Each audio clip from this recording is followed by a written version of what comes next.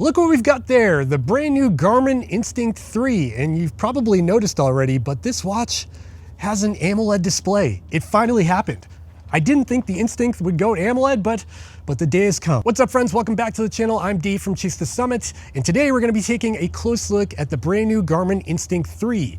I'm out here in Las Vegas, Nevada right now. I flew out here for the Consumer Electronics Show, which actually starts tomorrow, but my first stop on this journey was to stop here at the Refuge Climbing Gym to visit Garmin and learn all about the brand new Instinct 3. So in this video today, I'm just gonna run through all of the new features and specs of the Instinct 3. Of course, this is not really an in-depth review or a review at all. This is more of a first look, hands-on sort of thing, but stay tuned, subscribe to the channel down below, because down the road I will have a full in-depth review once I put this thing through its paces. So if you're new to Garmin, you've never heard of the Instinct series, it started as sort of a hiker backpacker watch or an outdoorsy watch that wasn't so focused in on training or any of those other things. But as time went on, the Instinct series became very popular with all kinds of people, and because of that, Garmin has added a lot more features to this model through the Instinct 2 and now with the Instinct 3. This is really a feature-packed watch. The first thing you need to know about the Instinct 3 is that there's actually 3 different models of this watch. Well, sort of. There's the Instinct 3 Solar, which is an MIP display with that distinct little window in the corner of the watch that's very similar to previous models of the Instinct series. And then there's the Instinct 3 AMOLED, which is the one I have here. And this watch features a nice, bright, high-resolution, vibrant AMOLED display. When it comes to the Instinct 3 AMOLED, I think one of the oddest things about this watch that I've run into so far is the fact that this does not have a touchscreen. You heard me right, the Instinct 3 AMOLED version does have an AMOLED display, similar to like an Apple Watch or a Fenix 8 here, but it does not have a touchscreen, and I thought was a really odd thing to leave out. In fact, the Instinct 3 AMOLED might be the only AMOLED watch on the market that does not have a touchscreen. I'm not sure how I feel about that. Let me know in the comments down below how you feel about it. Jumping back over to the Instinct 3 Solar, they have made an upgrade to the display on that model as well. Even though it's still an MIP monochrome display, the display itself is supposed to have more contrast and better visibility compared to previous models. And of course, there's pros and cons between MIP and solar. With the solar model, you get better battery life and you do have the ability to charge it up in sunlight, and we'll talk more on that in a minute.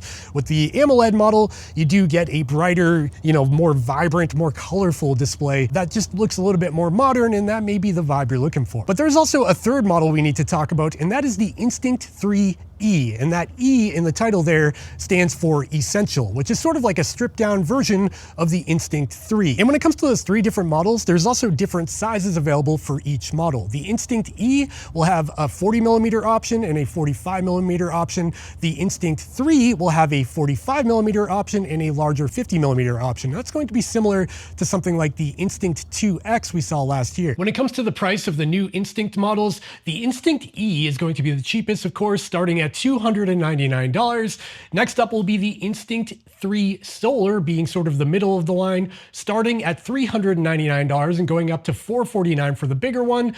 And then you've got the most expensive AMOLED model starting at $449 and going all the way up to $499 for the most expensive option. And when it comes to the aesthetic of the new Garmin Instinct 3 or the Instinct 3 family, you can see here that it's got a similar vibe to previous models. It's got that rugged kind of G-Shock look we've come to know and love from the Instinct series. However, this time around, they have made a small tweak to the design of the Instinct 3, where they've incorporated a small metal frame underneath the plastic bezel, and supposedly that's supposed to make it more durable, more shock resistant. But the cool thing about that small metal frame is that it's actually under the plastic. It's not on the exterior of the watch. And the benefit to that is because the plastic is actually more scratch resistant or shows less scratches than metal would. So if you bang this thing off a wall, it's not going to show as much as it would on something like a Garmin Fenix E here. Another big update when it comes to the hardware on the Instinct 3 is that they've included a flashlight on all the sizes available. And that's a huge benefit, because on previous models on the Instinct 2, for example,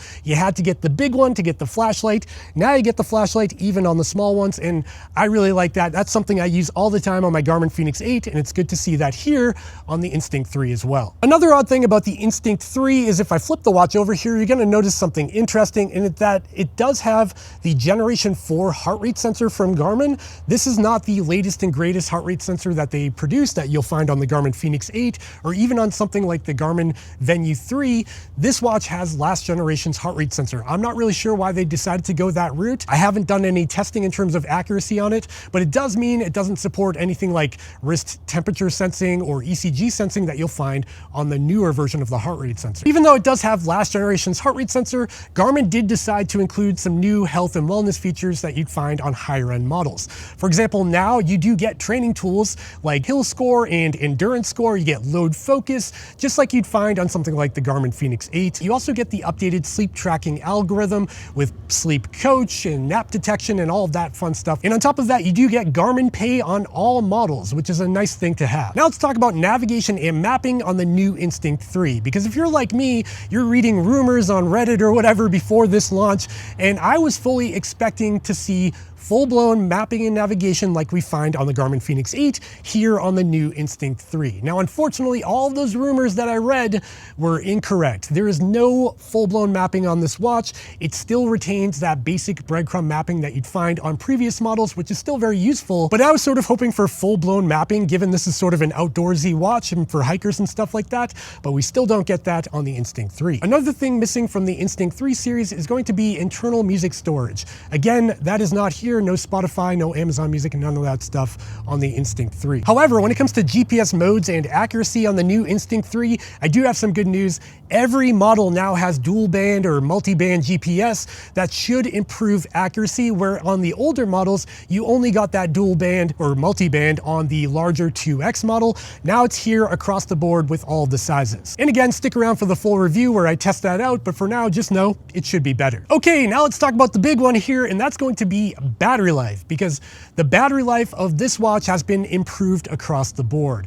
The new Instinct 3 has absolutely absurd battery life, especially if you opt for the solar model. So thanks to improved solar technology, Garmin was able to multiply the solar efficiency on the solar Instinct 3 by 5 times. That means it became way more efficient. I don't know what the percentage is on that, but it should be much better in direct sunlight. You should actually be able to charge your watch up instead of just sort of mitigating battery loss. So with the smaller 45mm version of the Instinct 3 Solar, you'll get 28 days in standby or smartwatch mode, but if you get enough sunlight throughout the day, you'll have unlimited battery life. So if you live in a sunny area and you're outside often, you will never have to charge your watch. And I think that's pretty cool, because on previous models, you could get that unlimited battery life, but you would have to drop into battery saver mode to accomplish that. Now you can do it without battery saver modes. In jumping up to the 50mm version of the Instinct 3 Solar, it gets even crazier, where if you get no sunlight, the battery should last about 40 days. So you're getting well over a month of use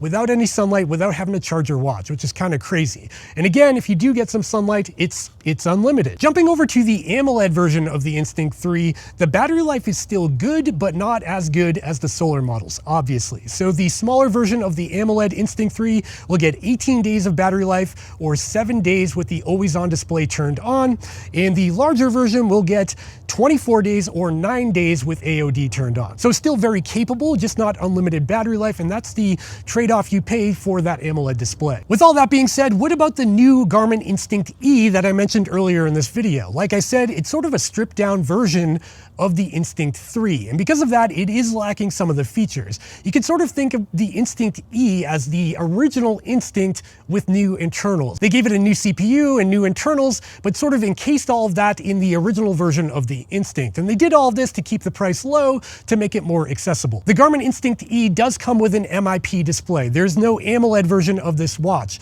and unfortunately, on top of that, there's no solar option either. The new Instinct E also lacks multi-band or dual frequency GPS, and when it comes to battery life on the Instinct E, you'll get 14 days in smartwatch mode with the small version, or 16 days with the big version. The Instinct E also lacks some of the advanced training tools you'll find on the Instinct 3, and sadly, it also lacks lacks the built-in flashlight, which is a real bummer. And that's really it. All of the new features of the new Instinct 3 series and the Instinct E. And now I want to hear from you in the comments down below. Are you excited about this watch? Are you a previous Instinct user? Are you going to upgrade? Are you going to jump on this? Are you another user like a Coros user? Are you going to get an Instinct 3? Let me know in the comments down below. I'd love to hear from you. And after you're done commenting, as always, make sure to hit that subscribe button, give me the thumbs up, comment down below, do all the things, and check out this video's description for all of the links where you can pick up your very own Instinct 3. And that's really it for this one. Stick around. I've got a lot more coming from CES this week. There'll be some follow-up videos, and I'll see you soon. Bye.